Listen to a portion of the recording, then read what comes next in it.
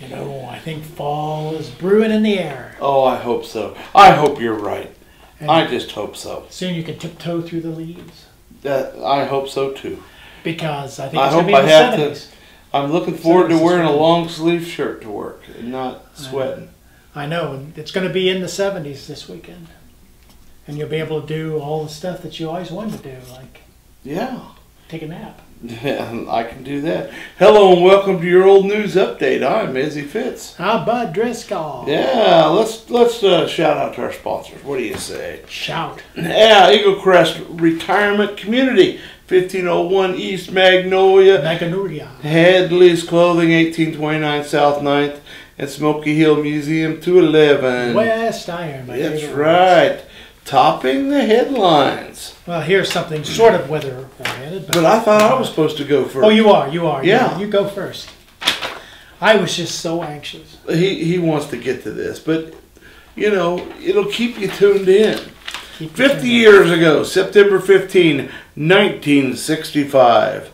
You won't exactly be able to tiptoe through the tubing on your bare tootsies. Ooh, what a turn of phrase. But you won't have to fight snow-covered or ice-glazed sidewalks either. At least along the 320 feet of sidewalk bordering the National Bank of America on the east and north. Workmen have begun embedding coils of pipe between the layers of new concrete. When they are finished, the sidewalk will have been converted into a giant radiator, operating on the same principle as the radiator in your car. So it overheats. Yeah. Oh, cool. Maybe you don't have to shovel the walks. Maybe not. How'd that work out? I doubt it worked out very well. 50 years, I don't notice any like warm sidewalks. Nope, anywhere. nope. So I guess that was another failed thing. Does it work? No. Yeah, the doesn't work thing. September 19th, 1965. No restrictions are being placed on teenage marriages at Salina High School, reports Principal Arnold Lehman. Oh, principal. We don't Arnie. encourage our students to marry, he said. But if parents desire the young people to get married, then we encourage them to complete school. We feel completion of their education is number one. If something arises to make this difficult, we try to help them work it out. But the Reverend Donald Weber, principal of Sacred Heart High School, said married students aren't permitted to attend that school. We feel that one profession... Good for him. Well, he said we feel that one profession, either marriage or education, is enough at one time, he said. I didn't know marriage was a profession. I never got paid for it. No.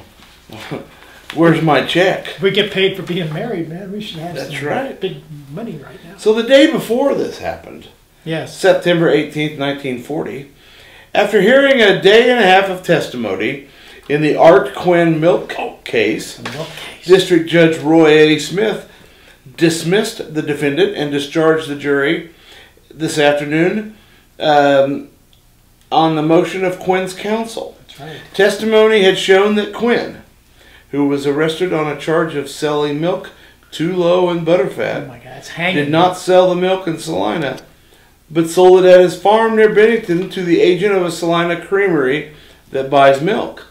And the city's jurisdiction in the milk ordinance only extends 5 miles beyond the city limits. I think they were milking that. They milked it for all it's worth. They milked that for all it's worth. Moo. No butter fat for you. All right, let's go on to 1915. All right. September 16th, 1915 to be exact. A sentence of 90 days in jail and a fine of $100, big money in 1915, Yeah. was to William Towers and was given to William Towers in District Court this afternoon by Judge Dallas Grover. Oh, Dallas. Towers, who was better known as Billy Biscuit from his former trade as a baker, was found guilty by a jury on September 2nd of maintaining a liquor nuisance at his restaurant in North Santa Fe. Oh, shame on old Billy Biscuit. You're trying to get a rise out of Billy Biscuit. Oh, that was a good one. I know. September 13th, 1895. The much talked of game. I'm not looking forward to reading this. Yes. The much talked of game between the fat and lean businessmen of Salina occurred yesterday in Oakdale Park with the Fats winning the game by a score of 20-17.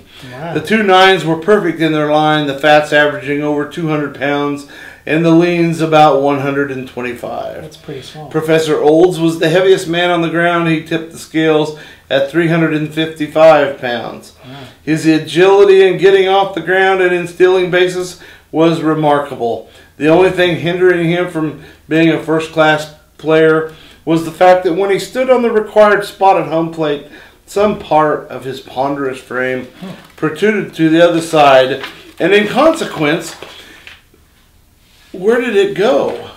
Took his base twice on being hit by the ball. He took his base on, okay, because he was so ponderously big. The ball hit him twice. Yeah, he was so big they couldn't get the ball around him. Yeah. Okay, that's the game passed off very pleasantly as the umpire, Carl Whitman, carried 2 large horse pistols and a Bowie knife. Wow, what if every umpire carried 2 pistols and a Bowie knife? I bet there wouldn't be any fighting on the field. That's right, that's right. Well, maybe the Royals could use some of these guys. Yeah. So is that it? I guess is that that's a wrap? It's a wrap. We'll read more about the way things used to be in the look back section of Monday's Salina Journal. And we'll have a rematch of that baseball game. Alrighty. I think. Try not to hit you. You better not. And we'll see you yesterday.